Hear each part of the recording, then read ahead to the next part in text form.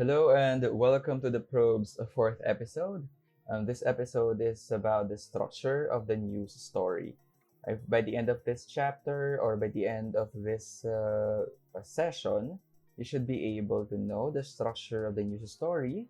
You should also be able to define ano ibig sabihin ng isang lead, give its function in the news story. And then you also have to know the 5 W's and H, which I think medyo familiar na kayo in the news story, and you have to know the functions of the body of the news story. So let us be clear here na ang news story meron lang siyang lead at meron lang siyang body, okay, based from these object leads.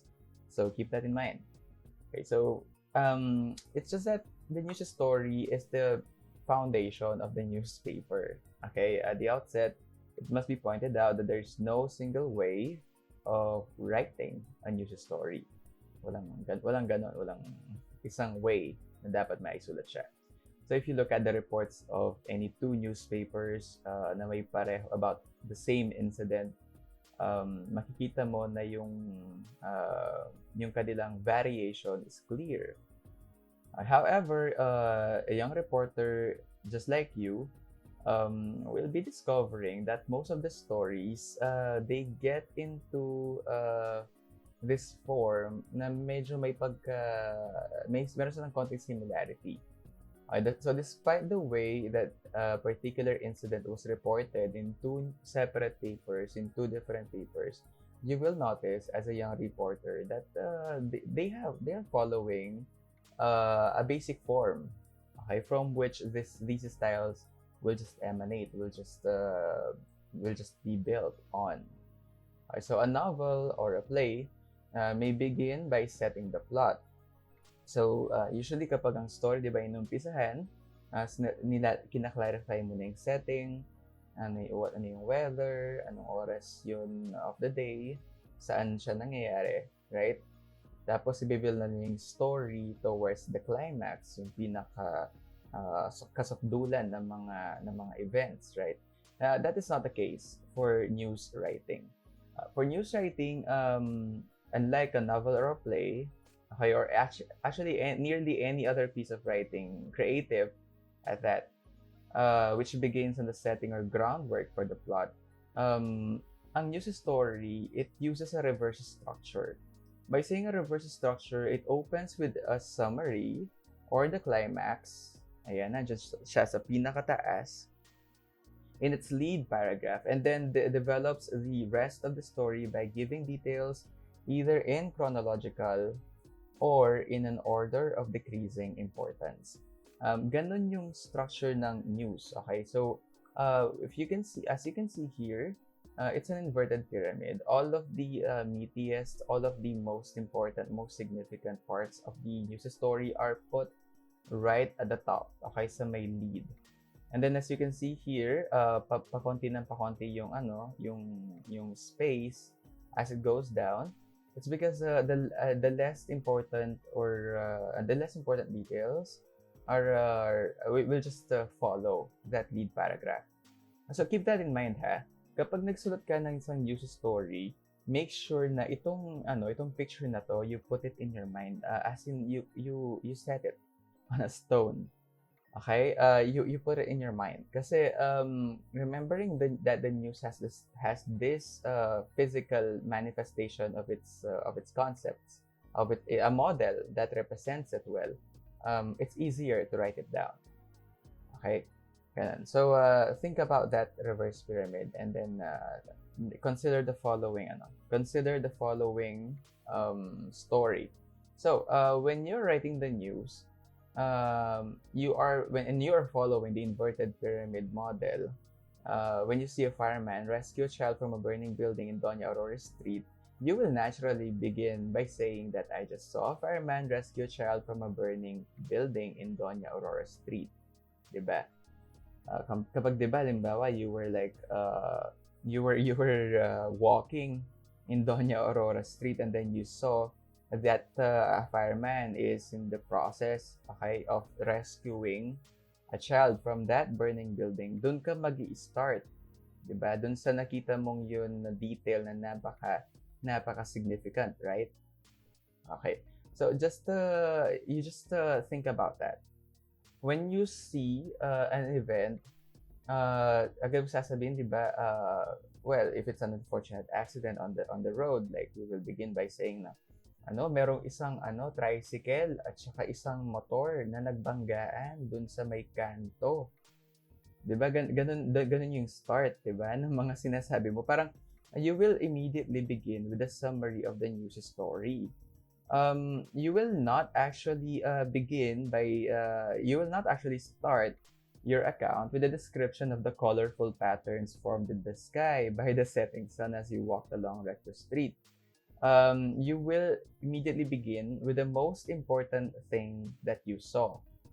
Hindi mo naman sasabihin na the air was smelling like this. O kaya you will not begin like I was walking from a day from school, and then I was texting my boyfriend or my girlfriend while walking, and then my vision just was immediately caught by this scene. It was a scene of a burning building. Di ba, it was too long. When you're writing the story, tas nakita mo na merong isang fireman na sinasave niya yung bata, you will immediately begin with that. Okay? Instead of just setting the setting, or setting the scene for your readers, you will immediately jump to the most important part of your news story. Okay, so when you do that, when we summarize the news story in the beginning, that summarization o yung pag-generalize or pagkakat ng news story into that summary, it actually has several practical advantages. Okay, first is that it facilitates reading. Okay, so makakatch natin kaagad yung attention ng reader natin because you begin with the most important details, right? Also, it satisfies their curiosity. So since you caught their attention, okay, the next step that is very immediate, agad siya magpo-follow, is that you have to satisfy their curiosity by giving them details, right? And then you're also going to aid the headline writer. Your headline writer is your friend. Siya yung actually, minsan, you as the news writer, you should also be able to write really good headlines. Okay? Pero, when you're working in a publication, when you guys are working in an editorial board, usually meron talagang naka-assign na headline writer. Okay? So, para mas mapadali yung kanyang work, ang babasahin lang talaga niya sana is yung lead paragraph. Okay? Doon na niya makikita what is the news story all about. And, of the details that you put in the lead, alin doon yung pinaka-significant, pinaka-importante. And that will be aiding the headline writer in writing the headline. And then it also makes it possible para dun sa page designer, okay, na ma-fit niya yung article, yung story mo, into the space na naka-allot para sa kanya. Okay, so halimbawa kasi, okay, just to look at the inverted pyramid here. If you put all of the significant parts of the news story and then yung space for this story in the paper is only parang fitting until this part. Sabihin na natin meron ka pang last one paragraph after this part. Okay, so the page designer has to have that freedom na i-cut yung story mo until this part. So tatanggalin niya yung last paragraph. At dapat kapag ginawa niya yun, kapag tinanggal niya yung last paragraph, kumpleto pa rin yung story mo. Okay, oo, meron siyang konting natapyas, pero yung mga pinaka-importanting parts niya are already included. Okay? Okay. So that is the structure of the news story. Remember it. If you keep it in mind, like if you remember the model, if you know what to write, okay, at least meron ka ng konting background kung ano yung nilalagay sa lead at saka sa body. If you remember this well, it will be easier for you to write your news story. Okay, this is Rudyard Kipling. And this topic is about how to write the lead. Okay, the very first task of a news reporter in developing the lead or opening paragraph of a straight news story, which is distinct from a feature story, is distilled from his scribbled notes. They is distilling from his scribbled notes the dominant news points na kanyang kinover na story. Okay, so halimbawa, you are in the scene. You are halimbawa witnessing the English Olympics ng inyong school. Okay, you were covering it. You were on site. You were watching. You were taking notes. Okay, so the very first task that you have as the news writer is to distill from that pool of notes from your notebook the most important news points, the most dominant news points from the English Olympics. So it can be a speech, okay, it can be an accident perhaps that happened in the English Olympics. Walang natural phenomenon, okay? Pero it may be anything that the readers may want to read about, like who won the costume competition, who won the spoken poetry competition, right? They may want to read about that. So what the readers may be interested in can be found in the answers to the 6 questions by Rudyard, which Rudyard Kipling paid tribute to. So, ang sabi ni Rudyard Kipling, I have 6 honest serving men. They taught me all I knew. Their names are what, where, and when, and how, and why, and who. So, if you want to know what will interest your readers, just try selecting one answer to one of these questions about English Olympics. That's what we do. Okay, so here then, itong mga 5 W's and H, which comprise the ingredients of a comprehensive lead, can be found in the lead. Okay, by merely seeing to it that all of them are included, though, is not enough. Sabihin na natin na ilagay mo lahat ng mga sagot para kay what, where, when, how, why, and who. Nailagay mo lahat yung mga sagot, okay? If you include all of the answers to these questions in your lead, that is not actually enough. What you need to add to your lead is this element of selectivity. Okay? Again, you have to add an element of selectivity, the determination of which among those elements are the most important or is the most important. Okay, importante ba dun sa English Olympics if you're writing a story about spoken poetry in English Olympics and then the winner actually did deliver the given poem in such a way na meron siyang grit, meron siyang talagang super drama, like naiyak talaga siya. That is how the poem was delivered. Isn't that more important than who did it? Like, diba, if you know that this contestant who won the English Olympics spoken poetry competition delivered that poem, that contest piece in a very dramatic way, or meron siyang ginawang very distinct. Okay, would you like to start with who did it or with how he did it? Okay, so you have to be selective on which among the answers to these questions are you going to put first. Okay, so let us have another example. Let us say, for example, there was an explosion of a bomb. So that's what that was placed under a manhole cover. So how was it? How was it positioned? It was placed. How was it planted? Okay, it's more like that. I know it seems like it's a where, pero how was it planted? It was planted it was hidden. Hindi siya conspicuous. Yung pagkakaplan hindi conspicuous. So it was planted that way by a disgruntled employee who wanted to get even. So why was it planted? And at some extent, who planted it?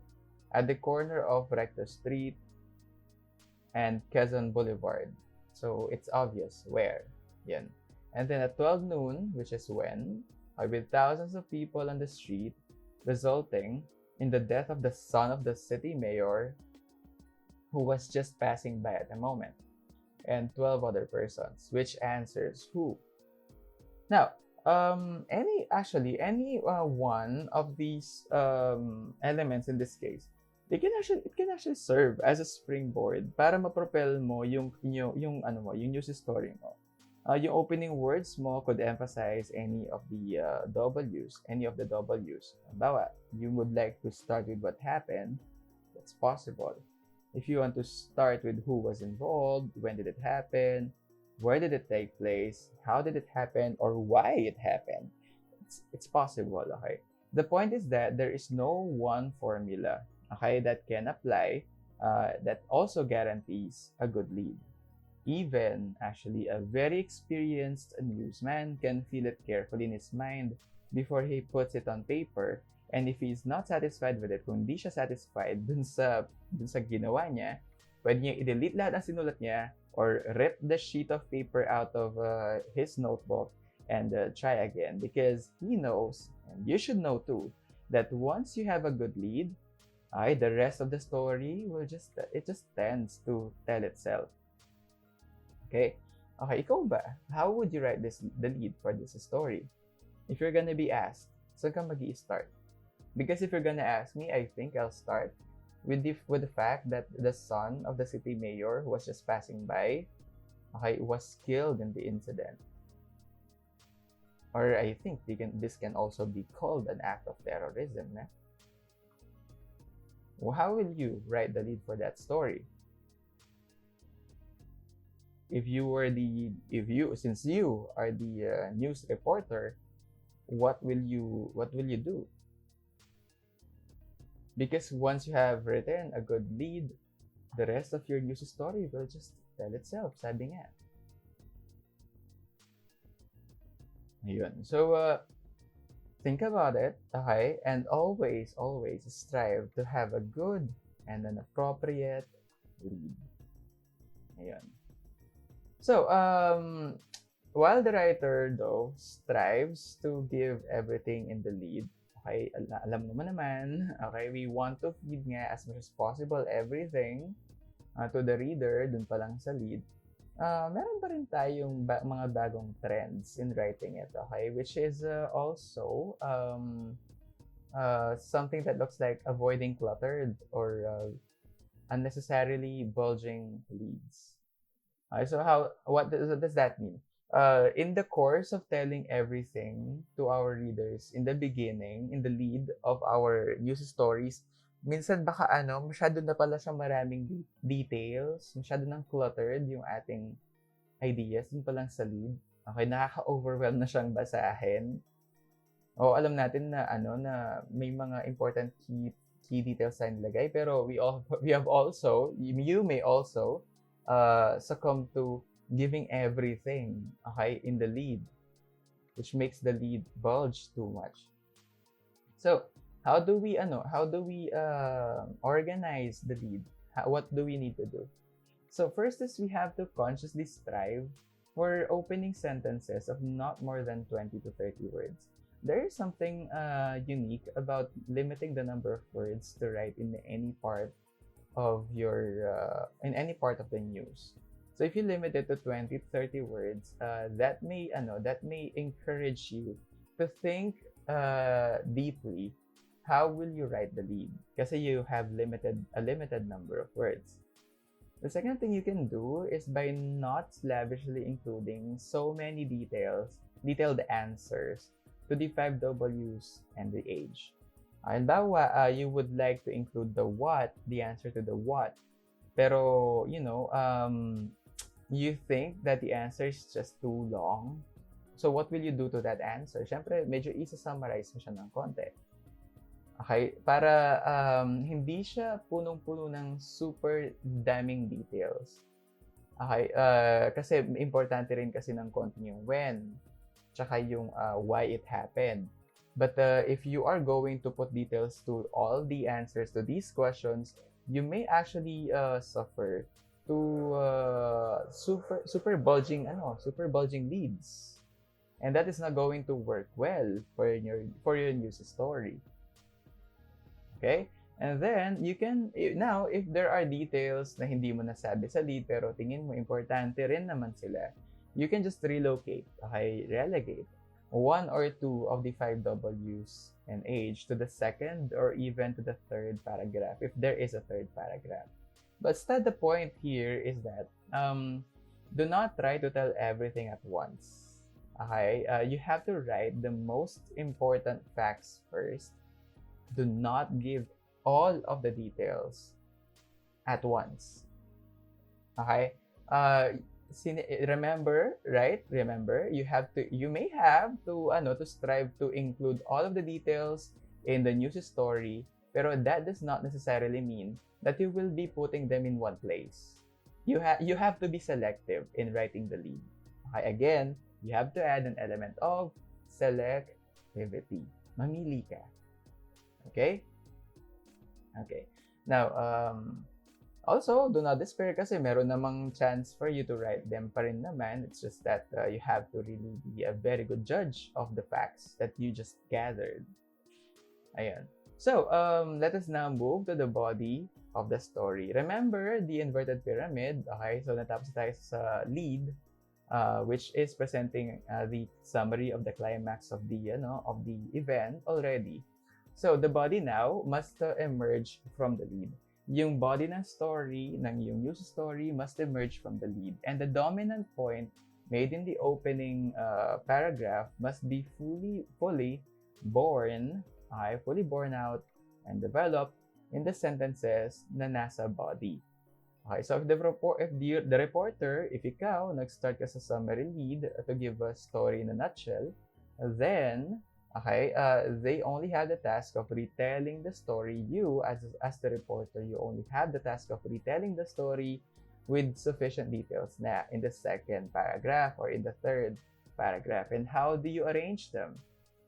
You can arrange them in an order of decreasing importance, or you can arrange them in chronological order. So when you're doing when you're organizing your thoughts, it is very effective to select one of these two ways of logically arranging your details. Order of decreasing importance or chronological order. Now, if you can come up with other ways of organizing your details, that's actually good. Okay lang yan. Okay? Basta make sure that sa pagkaka-organize ng mga thoughts mo, you remember the inverted pyramid na kung halimbawa is makakat yung story mo banda dito, walang mawawala. And if the reader has decided to stop reading at any point, okay, wala pa ring mawawala. Okay, nothing omitted will be as important as what was read or left in the story. Halimbawa, gusto niya, after yung mabasa yung lead, ayaw na niya magbasa. Okay, so make sure na at that particular point, nakuha na niya yung gist ng story. Yung talagang details na kailangan niya nakuha na niya.